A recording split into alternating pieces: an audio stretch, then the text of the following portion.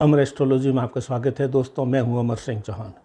आज हम चर्चा कर रहे हैं एक प्रैक्टिकल कुंडली की, और ये है कुंडली है एक एडवोकेट है NK फूल साहब, जो पुच्छ राजौरी के रहने वाले हैं। गत सप्ताह इन्होंने हमारे से कुंडली बनाई और इन्होंने कुंडली विश्लेषण और हमारी कुंडली के सरल भाषा में समझाने के तरीके से शुभ योग अशुभ योग उनके उपाय वगैरह जिस प्रकार से हमने इनको बताया तो इनको बड़ा अच्छा लगा। तो इन्होंने कहा कि सर मैं जो है चाहता हूं कि मेरी कुंडली को आप अपने अमर एस्ट्रोलॉजी के चैनल के ऊपर अपलोड करें और पब्लिक के लिए भी मेरी कुंडली को आप मेरे नाम के साथ आप प्रस्तुत कर सकते हैं। तो उन्होंने अलाउ किया है, तो मैं ये चीज़ पेश कर रहा हूं दोस्तों। एडवोकेट साहब है ये NK फूल साहब, और इनका जन्म हुआ है 31 जुलाई 1995 को। टाइम ऑफ बर्थ जो है 12:40 दोपहर को। प्लेस ऑफ बर्थ है पुच्छ, जम्मू कश्मीर, पुच्छ राजौरी में, जम्मू में जो बॉर्डर पे आया हुआ शहर है, वहाँ के रहने वाले हैं। इनके पिताश्री भी वकालत के पेशे में है, पूरा परिवार इसी लाइन में है। तो चूँकि ये वकालत में है तो ये चाहते हैं कि वकालत में ये और भी बड़ा स्थान प्राप्त करना चाहते हैं, तो इस दृष्टि से इन्होंने बातचीत की थी। और युवा है, यंग है, तो आगे जीवन में क्या से क्या प्राप्त होगा, क्या इस तरह से इसलिए इन्होंने कुंडली भेजी थी हमें। अब देखिए दोस्तों, इस जन्म विवरण के आधार पर ये कुंडली बनी है। लगन में तुला राशि है, 7वीं नंबर राशि, तो जो है इनकी लगन हो गया तुला। चंद्रमा 5वीं राशि में है, सिंह राशि में, तो इनकी राशि हो गई सिंह। और नक्षत्र है पूर्वा फाल्गुनी नक्षत्र है। चरण चौथे चरण में ये है नक्षत्र के, पूरा फाल्गुनी के चौथे चरण में इनका जन्म हुआ है। थोड़ा सा इस पर बात कर लेते हैं। पहले लगन में राहु बैठा है, दूसरे घर में जो कुटुंब भाव होता है वो गुरु बैठा है, तीसरा चौथा पांचवा घर खाली है, छठा घर जो रोग रिपूरण का है वहाँ शनि बैठा है, सातवां घर जो विवाह का होता है वो केतु है, 8 9 खाली है, 10वें घर में सूर्य बुध और शुक्र है। ये बहुत ही अच्छा एक योग है जो युति बन गई है सूर्य बुध शुक्र की। और 11वां घर जो लाभ भाव होता है वहाँ पे चंद्रमा बैठा है, बहुत अच्छा माना जाता है। मंगल इनका 12वें घर में कन्या राशि में है। तो ये इनकी कुंडली का चित्र है। अब हम चर्चा करते हैं एक एक चीज़ की विधिवत। सबसे पहले लग्नेश को देखा जाता है, यानी तुला राशि का स्वामी कौन है? शुक्र। लग्नेश का कर्म भाव में जाकर बैठना बहुत बड़ा राजयोग होता है।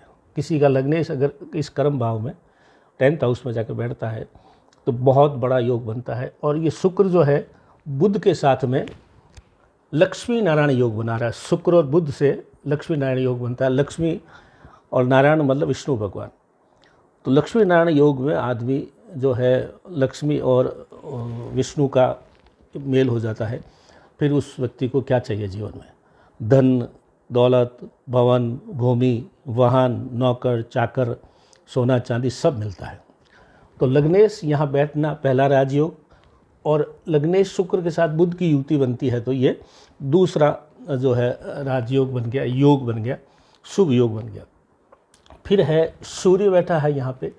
सूर्य का कर्म भाव में बैठना कुंडली में सर्वोच्च स्थान माना जाता है। सूर्य अगर कुंडली के 10वें भाव में होता है तो वो व्यक्ति बहुत बड़े पद और प्रतिष्ठा का मालिक बनता है।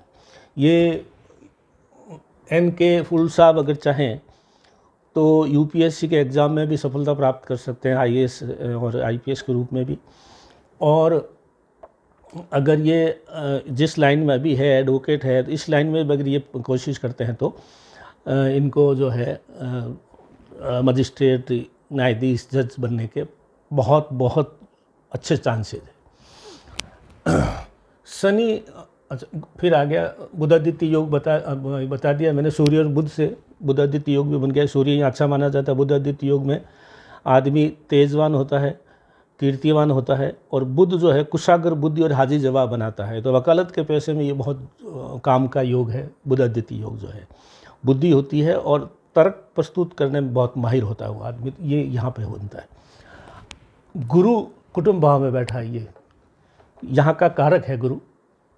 और इसकी 9वीं दृष्टि 1 2 3 4 5 6 7 8 9वीं दृष्टि सूर्य पे, बुध पे और शुक्र पर पड़ रही है। गुरु की दृष्टि भी कर्म भाव पे पड़ रही है। ये और एक राजयोग हो गया।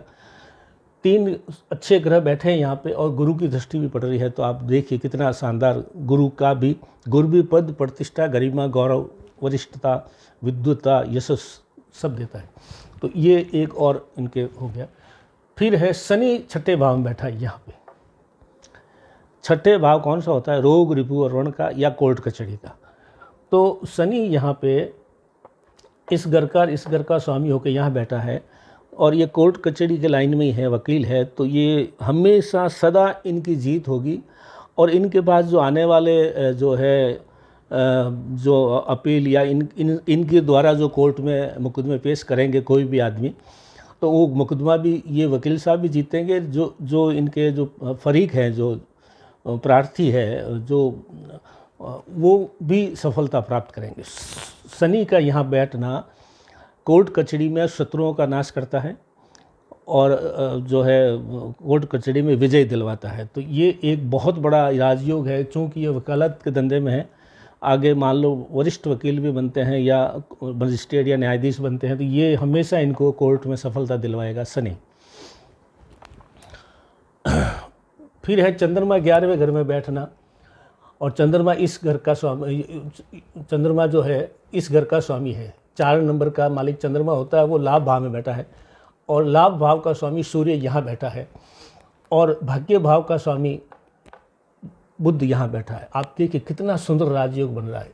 ये यहाँ बैठा है, ये यहाँ बैठा है, ये यहाँ बैठा है और ये यहाँ बैठे हैं।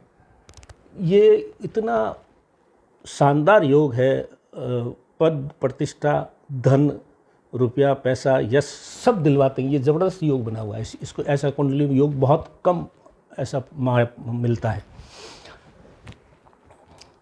अब चलते हैं हम, इनके योग बहुत अच्छे हैं, ये बता दिए हमने। अशुभ योग में क्या है कि अभी इनको राहु की महादशा चल रही है, वो थोड़ी साधारण सी है, तो उसका हम उपाय इनको बता रहे हैं। विशेषता जैसे कि मैंने बता दिया, सूर्य 10वें घर में बड़ा पद देता है, ये बता दिया है। 3 ग्रह बैठे हैं वहाँ पे, ये भी हमने चर्चा कर ली है। गुरु 9वें घर में है, जितने अधिक धन, यश, ये सब चीज़ इनको मिलेगी। तो राहु की इनको दशा है, तो राहु का उपाय, क्योंकि राहु इनके लग्न में भी बैठा है। हालांकि वकालत के धंधे वालों के लिए राहु यहाँ बैठना और केतु यहाँ बैठना अच्छा माना जाता है। तो इस कुल मिला के ये कुंडली बहुत ही बड़े राजयोगों से, शुभ राजयोगों से भरी हुई है। बड़े पद प्रतिष्ठा में इनको और पद मिलेंगे और ये जीवन में सफल होंगे। तो ये हमारी इनकी कुंडली का विश्लेषण, हम इनको श्री एन के फूल साहब को धन्यवाद देंगे कि इन्होंने अलाउ किया कि मेरे नाम के साथ मेरी कुंडली का विश्लेषण आप कर सकते हैं। और विशेषकर हमें प्रसन्नता ये है कि जम्मू कश्मीर में जो हिंदू सनातनी लोग जो भी ज्योतिष को जानते हैं, किसी धर्म के आदमी, वहाँ पे हमारे पास में थोड़ा फ्लो कम है। तो इनकी कुंडली के बाद में हम उम्मीद करते हैं इनकी मित्र मंडली, इनके देखने वाले और ये और जो है कुंडलियों को अपने विश्लेषण हमसे करवाएंगे। हम भी जो है हमारा भी विस्तार होगा उस जम्मू कश्मीर के क्षेत्र में और वहाँ के लोगों को भी एक अच्छा सलाह के रूप में हमारे से इनको विश्लेषण मिलेगा।